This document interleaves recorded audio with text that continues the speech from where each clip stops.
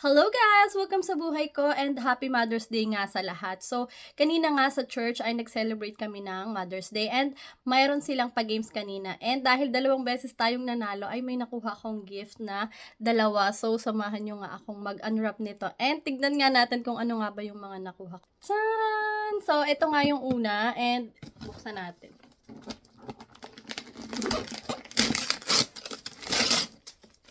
So, dapat daw pinupunit yung wrap para makakuha ulit tayo ng regalo sa susunod. Ano kaya to guys? Ay, ang cute! So, una ay merong payong guys. Ay, magagamit ko sa Pilipinas to kasi uuwi ako and mainit daw doon. So, ayan. Meron tayong magagamit na payong. Ay, ang ganda. So, ayan. And, tadaan! Ayan, so, may nakuha rin tayong towel. Ang ganda ng kulay, oh. Open natin. Tignan natin kung maganda. Ang cute. Ang cute, guys. Ay, meron pa pala siya sa loob. Ay, ang ganda. Thank you po. Ang ganda ng mga kulay niya. So, meron tayong blue, and pink, tayong green, and lastly, meron tayong anong kulay to? Anong kulay to, guys?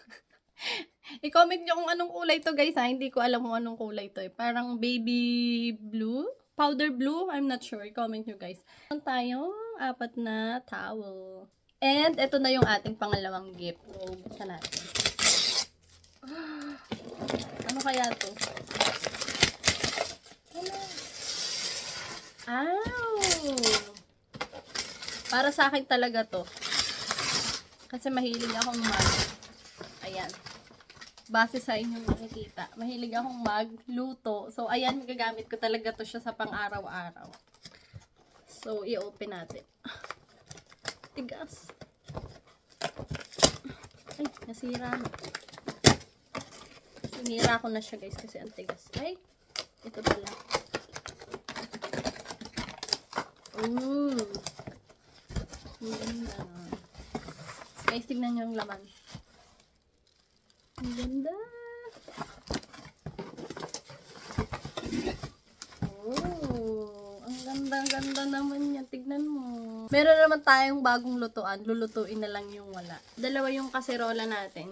So, ito nga yung laman ng isang box na gift na nakuha ko. And, thank you pala sa aming church na nagpalaro kanina and nagpa-celebrate ng Mother's Day. So, yun lang. Hanggang dito na lang ulit. And, Happy Mother's Day ulit sa lahat. Hanggang dito na lang. Bye!